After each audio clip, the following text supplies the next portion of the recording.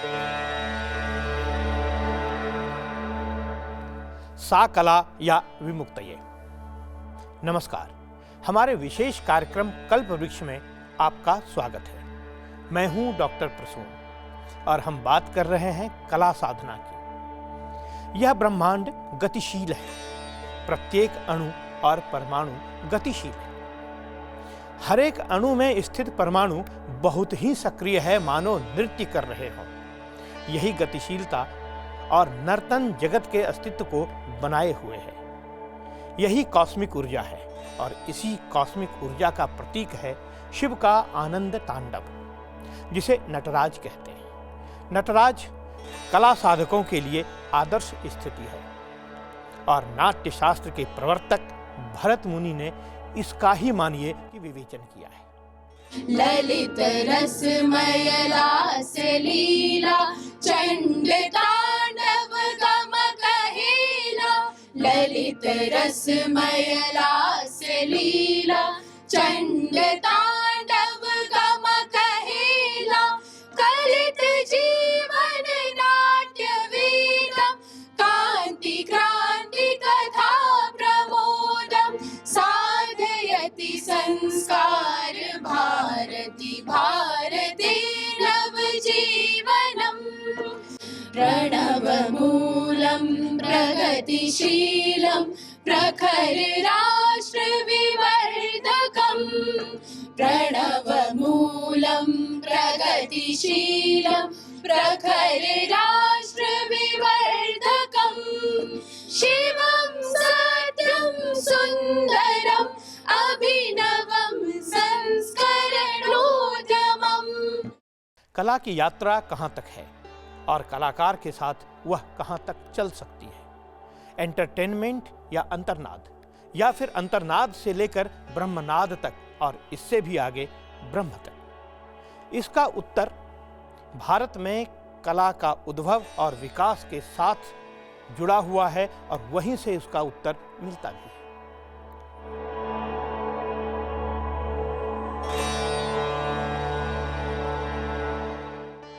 कला वही है जो मुक्ति प्रदान करे। बात स्पष्ट है कि कला मनुष्य के जीवन वरण के बंधनों से मुक्त कर देती है। कला माया मोह और सांसारिक बंधनों से मुक्त करती है। कला वही है जो शारीरिक और मानसिक बंधनों से हमें मुक्त कर देती है। इसका अर्थ है कि कला अध्यात्म की ओर हमें ले जाती है और मनुष्य के अंदर होने वाले स्पंदन को ब्रह्म से जोड़ती है। ये कला, बात स्पष्ट है कि कला अध्यात्म का साधन है। और इसलिए हम जो कई बार कहते हैं कि भाई जीवन के अंदर कितने भी उतार चढ़ाव आए, अंततो गत्वा सत्य की जीत होती है, सही बात की स्थापनाएं होती है। तो इस नाते से भी इसको अभिव्यक्त करना है तो इसका एक सहारा बनता है। और एक दूसरी विशेषता जो है नाट्य की, सभी कलाओं के अंदर जो नाट्य की विशेषता है, क्योंकि आज सम्मान जिनका है उसमें एक नृत्यांगना है, तो एक है नृत्य, दूसरा है नर्तक। हर जगह ऐसा होता है, लेकिन बाकी सब जगह क्या है? कविता है, लेकिन कविता अलग है, कवि अलग है। मूर्ति है कि मूर्ति अलग है, मूर्ति बनाने वाला अलग खड़ा है। गीत है, गीत है, गीतकार अलग खड़ा है। लेकिन नृत्य बाकी जगह द्वैत है, लेकिन नृत्य में अद्वैत है। नर्तक और नृत्य एक है। अगर नर्तक चला जाएगा तो नृत्य भी चला जाएगा। ये जो एक वैशिष्ट्य है नर्तन का, और इसको इसलिए गहराई के अंदर नाट्यशास्त्र की जो सर्वाधिक प्रामाणिक टीका, शंकराचार्य को सब जानते हैं, लेकिन उनके ही सदृश बहुत विधाओं के जो अभिनव गुप्त हुए कश्मीरी शैव दर्शन के आचार्य, उनकी जो टीका है तो कश्मीरी शैव दर्शन में एक जो आधारभूत ग्रंथ है उनका शिव सूत्र, उस शिव सूत्र में 3 सूत्र ये सारे संसार का जो चल रहा है उसके बारे में, तो वो नाट्य से संबंधित है। तो उसमें सूत्रकार पहला कहता है नर्तक आत्मा। ये जो आत्मा है ये नर्तक है, और रंगो अंतरात्मा, बाहर नहीं कहीं। जो रंगमंच है तो नर्तक आत्मा है, रंगमंच अंतरात्मा है, और प्रेक्षकाणी इंद्रियाणी, और वो जो सारा दृश्य देख रहा है वो देखने वाली इंद्रियां हैं। और इसलिए कहा कि ये संपूर्ण संसार जो है ये परमात्मा का क्रिएशन नहीं है, ये परमात्मा का नर्तन है। और वो परमात्मा का नर्तन है तो हमारा ही नर्तन है, तो हम क्यों दुखी हों? अच्छा है बुरा है जो है वो सब हम ही है, हमारा ही है। यह जो एक जीवन की जो एक मूलभूत एक दृष्टि है, और इस नाते से यह एक मैं समझता हूँ कि ये जो एक नाट्य शास्त्र का अपना जो एक गहरा एक दार्शनिक उसका इसके संदर्भ के अंदर भी और एक चिंतन करना चाहिए। और इसलिए हम देखते हैं कि अनेकों इस प्रकार के विज्ञान के जगत के अंदर भी, तो जब कहा गया कि कुल मिलाकर सारी दुनिया के अंदर क्या है, तो एनर्जियाँ हैं, एनर्जियों की टकराहटें हो रही हैं, कुछ नया बन रहा है, कुछ पुराना मिट रहा है। तो एक प्रकार का तो उसके लिए शब्द प्रयोग अगर कोई किया गया विज्ञान जगत में, तो वो एनर्जीज का उसके लिए शब्द प्रयोग कहते हैं कॉस्मिक डांस है। ये तो संपूर्ण जगत के अंदर एक नृत्य चल रहा है, और जब इसकी संकल्पना आती है तो उसी में से एक जीवन को एक मूल दृष्टि भी मिलती है, एक मूल दिशा भी मिलती है। इस नाते से लेकिन सामान्यतः आजकल जब कला की चर्चा चलती है तो शब्द प्रयोग एंटरटेनमेंट चलता है, आमोद प्रमोद। लेकिन हमारे यहाँ पर कला का उद्देश्य उतना वो भी है, ऐसा नहीं वो छोड़ करके है। तो हमारे यहाँ पर कहा गया है कि कला मोद भी देती है, आनंद भी देती है, और बोध भी देती है, तो दिशा भी देती है। और इसलिए भारतीय कला दृष्टि के अंदर, इसलिए हमारे यहाँ पर कहा गया कि भारत की कोई भी विधा हो, साहित्य हो, कला कविता हो, निबंध हो, उपन्यास हो, मूर्ति हो, चित्र हो, नृत्य हो, नाटकों में विभिन्न अभिव्यक्तियाँ हों, अंत उसका यह रहता है कि उसके माध्यम से जीवन के अंदर जो विद्रुपताएँ हैं उनको हम समझें, और जीवन की जो उदात्तताएँ हैं वो हमारे अंदर संचारित तो हो, और मानव जो है धीरे धीरे धीरे धीरे धीरे और एक तरह से एक उदात्तीकरण की दिशा के अंदर उसके जीवन का एक विकास हो। और इसलिए कहा गया हमारे यहाँ पर कि मनुष्य को पशु से उठा करके परमात्मा की ओर उदात्तता की दिशा में ले जाने के अंदर जो कोई सबसे बड़ा एक बहुत महत्वपूर्ण भाग हो सकता है, तो वह भूमिका कला की है। कला की ऐसी परिभाषा कहाँ से आई? पश्चिम ने तो कला को एंटरटेनमेंट से जोड़ा है, जबकि भारत ने इसे अध्यात्म से जोड़ा है। कला की इस परिभाषा को भरत मुनि ने संपादित किया था। लगभग 2500 वर्ष पूर्व लिखी गई पुस्तक भारत की धाती है, देश की विरासत है और भारतीय ज्ञान परंपरा की अमिट छाप है। आचार्य भरत मुनि ने पुस्तक लिखी थी नाट्य शास्त्रम। नाट्य शास्त्रम तब लिखी गई जब आज तथाकथित रूप से विकसित कहलाने वाले देशों में से कुछ तो बने ही नहीं थे, और कुछ तो रक्तपात और बर्बरता में लगे थे। और तब आज से लगभग 2500 वर्ष पूर्व भरत मुनि ने नाट्य शास्त्र की रचना की थी, जिसमें भरत मुनि ने रंगमंच, अभिनेता, अभिनय, नृत्य, गीत, वाद्य, दर्शक, दशरूपक और रस निष्पत्ति से संबंधित सभी तथ्यों को क्रम से दर्शाया है। प्रजापति इनके प्रवर्तक हैं।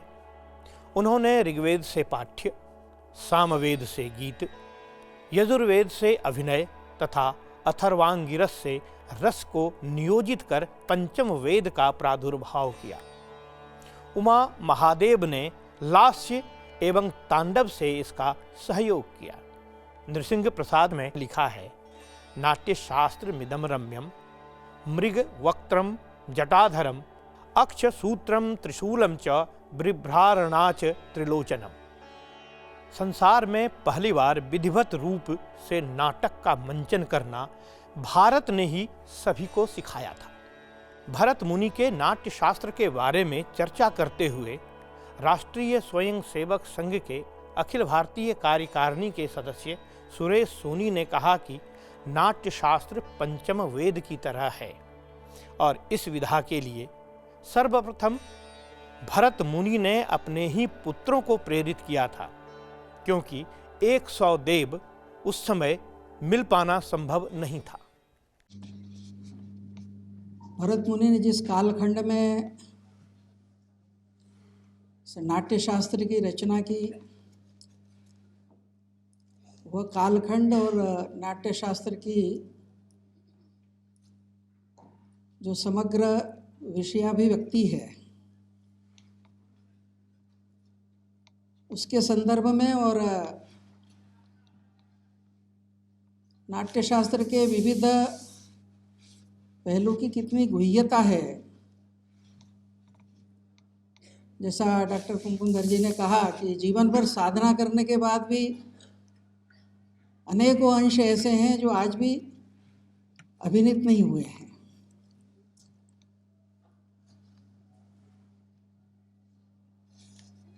और इसलिए एक कला के नाते से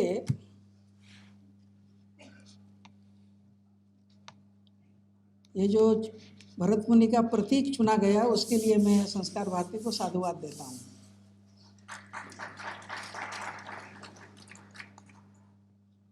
जो सम्मान हुआ वो साहित्य के हैं या नृत्य के हैं, तो जब भी हम उनका स्मरण करते हैं तो एक शब्द प्रयोग होता है कि ये सारे जीवन इन्होंने साधना की है। जब साधना होती है तप होता है, तभी कुछ फलित होता है।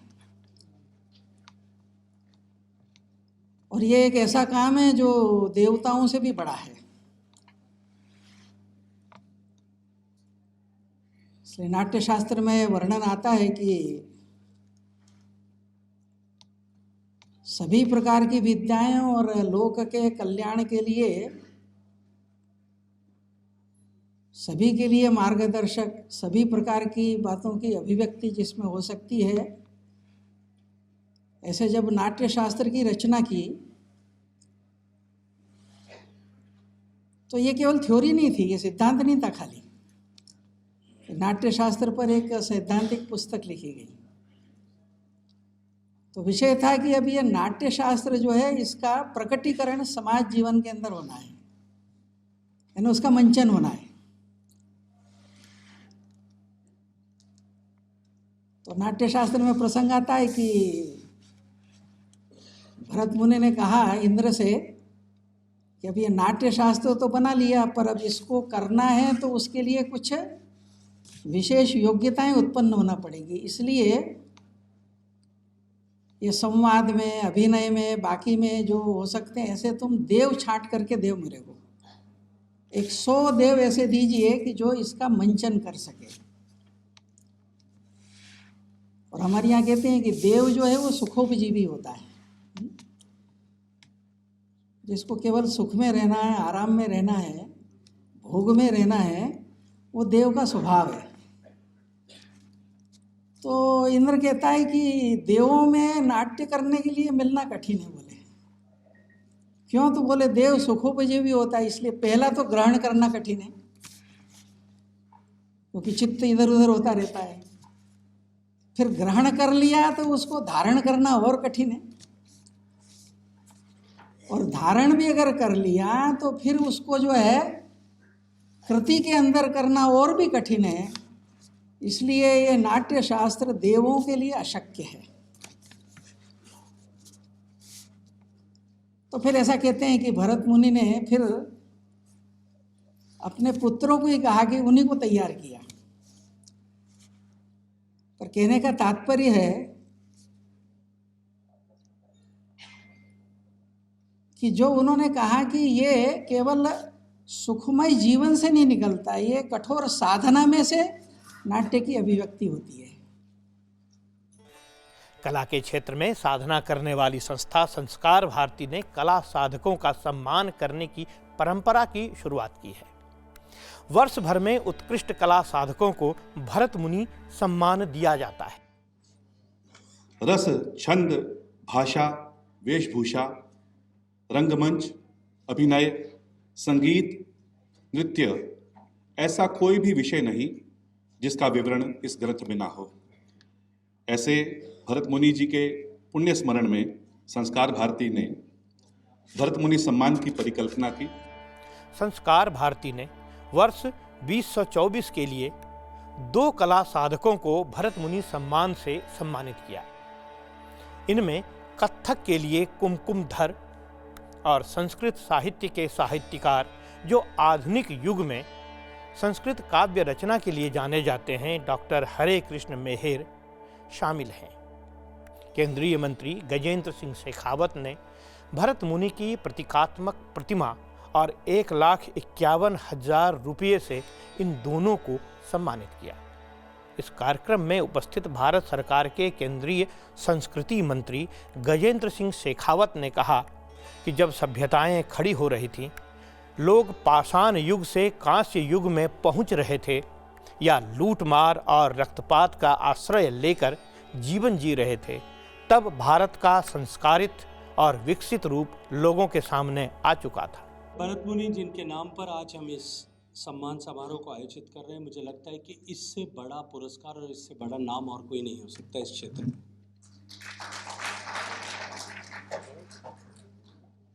क्योंकि भरत मुनि ने जो नाट्य शास्त्र की रचना की, जिसे जैसा कहा गया कि वो पंचम वेद के रूप में जिसे मान्यता मिली, लगभग 2500 साल पहले, आज के, जब आज के विकसित देश अमेरिका का अस्तित्व नहीं था, जब आज के दूसरे विकसित भूभाग ब्रिटेन जैसे देश जिसने पूरी दुनिया पर किसी समय पर अपना साम्राज्य स्थापित किया था, इतिहास के पन्ने रंगे गए कि उस समय अर्ली ब्रॉन्ज एरा चल रही थी। वो स्टोन एज से निकल करके ब्रॉन्ज एज में जा रहे थे। रोमन एम्पायर, जिसकी सभ्यता के बारे में प्राचीन सभ्यता और समृद्ध सांस्कृतिक सभ्यता कहा जाता है, 2500 साल पहले रोमन एम्पायर भी उस समय रोमुलस से लेकर के टॉर्किन द पावर तक, वो जो 300-3.5 साल का कालखंड था, 700 बीसी से लेकर के 500 बीसी तक का, उस समय अपनी बर्बर सेना की ताकत के आधार पर सीरिया से लेकर के और पूरे यूरोप के भूभाग पर सत्ता का आधिपत्य करके क्षेत्रों को विजयी करके वहां से गुलामों को एकत्रित करके उनका व्यापार करने का काम करते थे। उस समय भारत की इस महान संस्कृति में मनुष्य के भाव और उन भावों के संप्रेषण की विभिन्न विधाओं को लिखित रूप में, एक पुस्तक के रूप में लिखने का काम उस समय में हुआ था। ये भारत के जो है साहित्यिक समृद्धि और सांस्कृतिक समृद्धि की ऊंचाई और गहराई दोनों को परिलक्षित करने वाला नाम है, और उनके नाम से जुड़ा हुआ यह सम्मान समारोह निश्चित रूप से संस्कार भारती को यह अधिकार देता है कि उस स्तर के कलाकारों का, उस स्तर के फनकारों का, उस स्तर के साधनाकारों का हम ऐसी गरिमामयी उपस्थिति में, गरिमामयी लोगों की उपस्थिति में सम्मान कर सकें। और यह और भी महत्वपूर्ण इसलिए हो जाता है कि जिस समय चक्र से आज हमारा देश गुजर रहा है, विस्तार से आदरणीय सुरेश सोनी जी हम सबके सामने व्याख्या करेंगे। निश्चित रूप से आज भारत से निकले हुए हर एक विषय के का सम्मान पूरे विश्व के पटल पर अनेक गुना अभिवृद्धि हुई हो, ऐसा हम देख रहे हैं।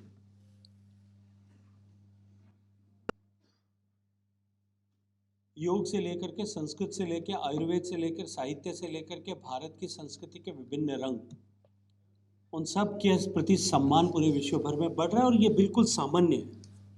और वो सामान्य इसलिए क्योंकि समर्थ की हर व्यक्ति, वस्तु और समर्थ का किया गया हर एक कृत्य वो अपने आप में अभिनंदनीय हो जाता है, वंदनीय हो जाता है। किसी गरीब, किसी पीड़ित, किसी दुखी व्यक्ति के घर में, किसी उसके सानिध्य में आप जाएं, मन में करुणा का भाव उसके प्रति हो सकता है, दया का भाव उसके प्रति हो सकता है, उसको सहायता करनी है ऐसा भाव उसके प्रति हो सकता है। लेकिन उसके किसी जीवन से कुछ चीज लेकर के हम आए, ऐसा सामान्यतः नहीं होता। क्योंकि भारत की स्थिति परिस्थिति दुनिया की नजरों में उस समय ऐसी थी और सह आशय ऐसी बनाई गई थी। इसलिए भारत की तरफ और भारत की सांस्कृतिक विधाओं की तरफ, भारत से उद्भूत आविर्भावित ज्ञान को देखने की दृष्टि भी पूरे विश्व में उसी तरह की थी। आज जब भारत का सामर्थ्य वापस, भारत अपने 140 करोड़ लोगों की ताकत पर श्रद्धेय प्रधानमंत्री नरेंद्र मोदी जी के नेतृत्व में लिख रहा है, ये भारत के सांस्कृतिक पुनर्जागरण का दौर है, पुनरुद्भव का दौर है। और ऐसी परिस्थिति में जब भारत का सांस्कृतिक पुनरुद्भव हो रहा है, तब संस्कार भारती जैसे संगठन की उपयोगिता और उपादेयता, कई और जिम्मेदारी, तीनों कई गुना बढ़ जाती है। और इस सब विधाओं से जुड़े हुए जितने महापुरुष आप सब लोग यहाँ बैठे हैं, जिन्होंने जीवन को इसमें नियोजित किया है, आप सबकी जिम्मेदारी भी निश्चित रूप से अपनी जिम्मेदारी का निर्वहन करते हुए आपने जीवन के अनेक वर्ष इस साधना के साथ में इस विषय को प्रतिपादित करने, जीवित रखने, विषय को समृद्धि प्रदान करने के लिए जीवन आपने खपाया है। लेकिन आज की परिस्थिति में हमें और अधिक उत्तरदायित्व के भाव के साथ में काम करने की आवश्यकता है। इस अवसर पर भरत मुनि सम्मान से सम्मानित कला साधक कुमकुमधर ने कहा कि जो कुछ आज कलाकार कर पा रहे हैं, उसका वर्णन भरत मुनि ने उस समय ही कर दिया था। मंचीय कलाओं से जुड़े हम सभी कलाकार आचार्य भरत मुनि द्वारा रचित नाट्य शास्त्र को परम श्रद्धा से नाट्य के आदि ग्रंथ एवं पंचम वेद के रूप में जानते हैं, मानते हैं। ये रंगमंच के सभी पक्षों, नृत्य के सभी तत्वों और संगीत की मूल धाराओं का स्रोत ग्रंथ है।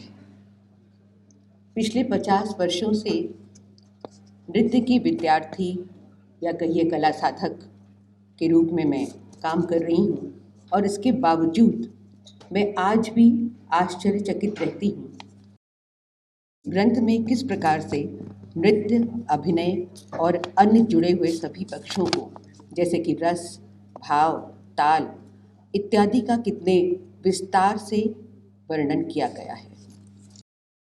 उसमें कितने प्रकार के, अगर नृत्यांगना के रूप में कहूँ, कितने प्रकार के शिरोभेद, ग्रीवाभेद, दृष्टिभेद, मतलब यहाँ तक कि आपके चिबुक का भी अभिनय है और आपके गालों का भी अभिनय है। मैं इतने साल से काम कर रही हूँ, मगर मैं समझ नहीं पाती हूँ कि कोई भी इतना बड़ा आचार्य कैसे इतने विस्तार से इतनी सारी चीज़ों को, हम आज भी उस तरह के सारे विनियोग नहीं कर पाते हैं कि किस दृष्टि से कैसे सब कुछ वर्णित है इसमें, इतना गूढ़ और ज्ञान है। तो ऐसे भरत मुनि का हम हृदय से बहुत बहुत अभिवादन, श्रद्धा, हम बहुत सब लोग श्रद्धान्वित हैं उसके प्रति। और ऐसे भरत मुनि सम्मान से जुड़ना मेरे लिए परम सौभाग्य की बात है। कला क्या है? ये एक सृजनात्मक अभिव्यक्ति है जो मानव की संवेदनाओं, भावनाओं, विचारों, कल्पनाओं को सुंदर और सार्थक रूप से प्रस्तुत करती है। इस संदर्भ में मुझे कवित्री का नाम तो याद नहीं है, पर मैं 2 पंक्तियाँ हमेशा पढ़ती हूँ, आपको भी सुनाना चाहूँगी। और यहाँ कविता से मतलब है कला। ये तो तय है कि कविता से तुम रोटी नहीं पाओगे। ये तो तय है कि कविता से तुम रोटी नहीं पाओगे, लेकिन कविता सुनोगे, पढ़ोगे, समझोगे तो रोटी सलीके सिखाओगे। संस्कृत में गीतों की रचना करने वाले और भरत मुनि सम्मान से सम्मानित साहित्यकार डॉक्टर हरे कृष्ण मेहर ने भी संस्कृत की पंक्तियों को स्वर में बांधा। विजयते तराम ओंकार भारती संस्कार भारती विजयते तराम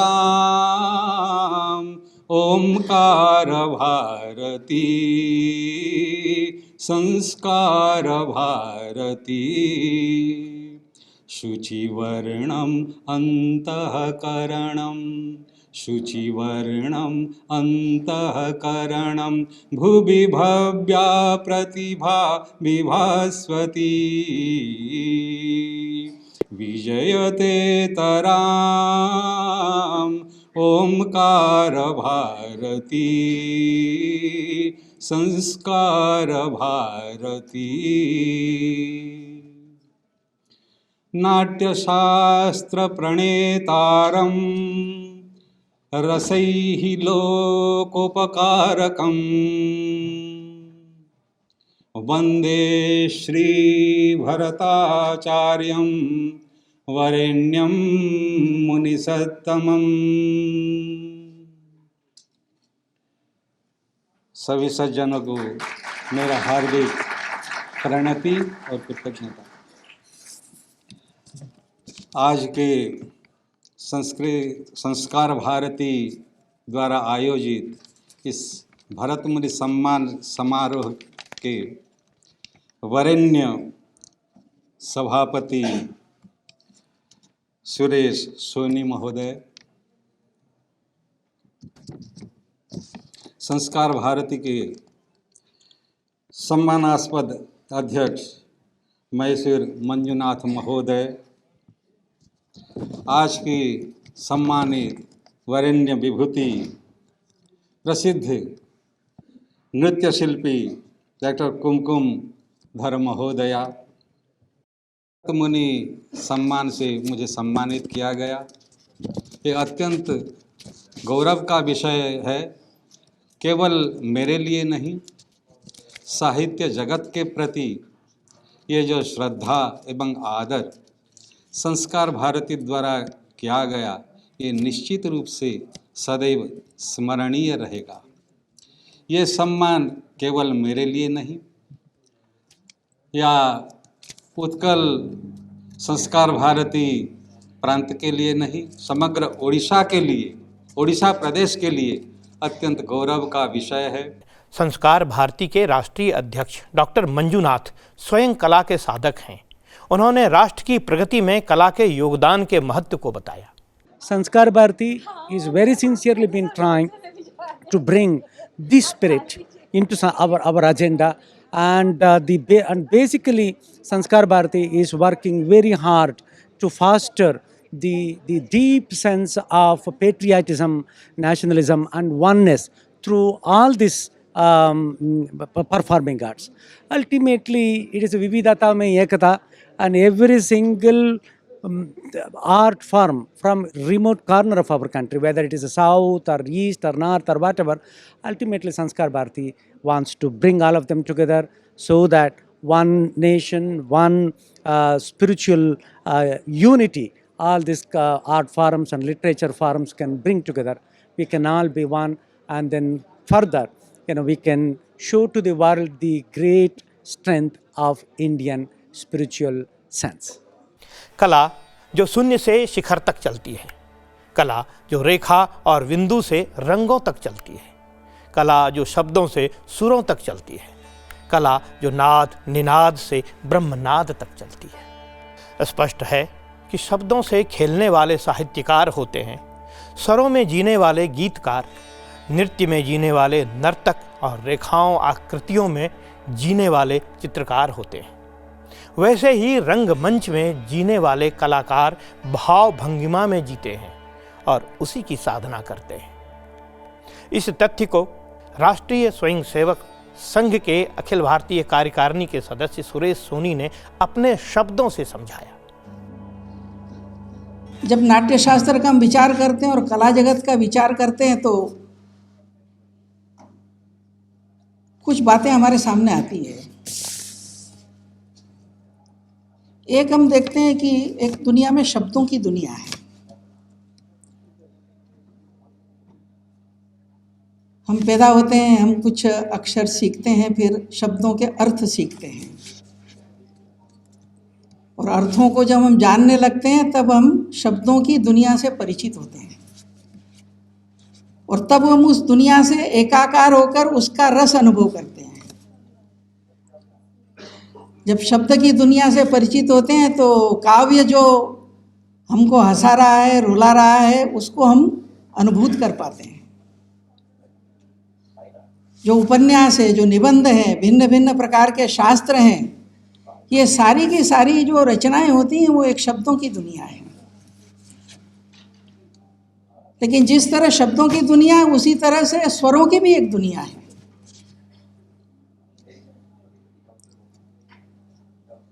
कभी कभी चलता है कि जब शास्त्रीय संगीत का कोई साधक जब आलाप करता है और जो स्वरों की दुनिया से परिचित नहीं है वो कमेंट कर देता है कि क्या आओ हो रहा है। तो एक ने कहा कि तुम कोई कविता सुन के खुश होते हो, कोई बात सुन के वाह वाह करते हो, क्यों करते हो? कि तुमने शब्दों की दुनिया समझने के लिए जिंदगी के 15-20 साल लगाए, और तुम इस स्वर की दुनिया पे कमेंट जो करते हो तो इस दुनिया को समझने के लिए तुमने कितना समय लगाया है।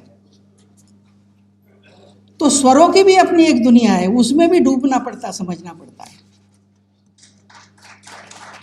उसी तरह से रंगों और रेखाओं की भी एक दुनिया है। रंग और रेखा को मिलकर के और चित्र जो उकेरते हैं, भिन्न भिन्न दृश्यों को, भिन्न भिन्न प्रसंगों को, उन चित्रों को देखकर जो भावों की अभिव्यक्ति मन के अंदर होती है, कई भाषण जो नहीं कर सकते हैं वो एक चित्र हमारे अंदर संप्रेषित कर देता है। तो एक रंगों और रेखाओं की भी एक दुनिया है, और उसी तरह से भाव और भंगिमाओं की भी एक दुनिया है। एक चेहरे का भाव, एक दृष्टि का इधर उधर का फेर बदल ला देता है।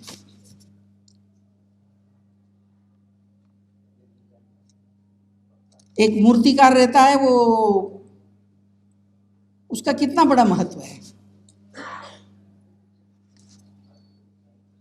एक हमारे परिचित पुराने कवि थे, जब खजुराहो गए और खजुराहो के अंदर जो वैसे तो वो प्रारंभिक मानव की आदिम अवस्था से लेकर के निर्गुण साक्षात्कार का वर्णन नींव से लेकर शिखर तक मंदिर में, लेकिन मध्य के अंदर संसार है। और इसलिए वहाँ श्रृंगार की, प्रेम की जो मिथुन मूर्तियाँ लगी हैं, उनको जब उन्होंने देखा तो वो मूर्ति देख करके और वो मूर्ति बनाने वाले का क्या महत्व है उसको अभिव्यक्त करते हुए उन्होंने 1-2 लाइनें लिखी, और उन लाइनों ने मूर्तिकार का क्या महत्व है इसको ऐसा उद्घाटित किया कि शिव के वर से रति का वर, हम सब जानते हैं रति का वर कामदेव था, और कामदेव को शिव ने भस्म किया। फिर रति ने प्रार्थना की तो उन्होंने वरदान दिया कि शिव के वर से रति का वर बन अनंग जग छाया। जिसका कोई फॉर्म नहीं है, वो काम के रूप में पशु हो, पक्षी हो, मनुष्य हो, सब तरफ वो व्याप्त हो गया। शिव के वर से रति का वर बन अनंग जग छाया, कलाकार के हाथ सिमट वह बना यहाँ जड़ काया। वो जो सारे विश्व में व्याप्त है वो कलाकार के हाथ में आकर के यहाँ सिमट के जड़ काया बन गया। और हमारे यहाँ कहते हैं कि राम की विशेषता थी कि उनके पाद के स्पर्श से शिला जो है वो नारी बन गई। तो आगे उन्होंने लिखा कि राम पाद पद पंकज से एक शिला वही नारी, शिल्पी के तो हाथों ने तो सैकड़ों शिला उबारी। राम ने एक शिला को जीवंत दिया होगा, शिल्पियों ने सहस्त्रों सहस्त्रों शिलाओं का उद्धार कर दिया। और इसलिए मैंने कहा कि ये जो हम जो कला कहते हैं उसकी अपनी एक विशेषता रहती है। भाव और भंगिमाओं का कहते हैं तो उर्दू में चलता है ना, नज़र शब्द बोलते हैं। नज़र के एक कोण बदलने से क्या बदल हो जाता है। जब अभिनय होता है और दृष्टि जब इधर से इधर करते हैं तो उसको भी अभिव्यक्त करते। कभी किसी ने लिखा था कि नज़र ऊंची की तो दुआ बन गई, नज़र नीची की तो हया बन गई, नज़र तिरछी की तो अदा बन गई, नज़र फेर ली तो कजा बन गई। एक ही नज़र का कोण बदलता कई चीज़ों को बदल देता। बात वही हो जाती है, सा कला या विमुक्तये। कला वही है जो जीवन मरण के बंधन से मुक्ति दे दे। जहाँ ब्रह्म स्पंदन करता है, साधक उसी की उपासना करता है। वह भगवान शिव के नर्तन को कण कण की गति में देखता है। इसी कारण से नटराज की प्रतिमा को आधुनिक विज्ञान, विशेष रूप से क्वांटम भौतिकी और ब्रह्मांड विज्ञान यानी कॉस्मोलॉजी से जोड़कर देखा जाता है। साधक का अंतिम लक्ष्य भी यही है। तो इस कार्यक्रम में इतना ही। नमस्कार, आप बने रहिए संसद टीवी के साथ।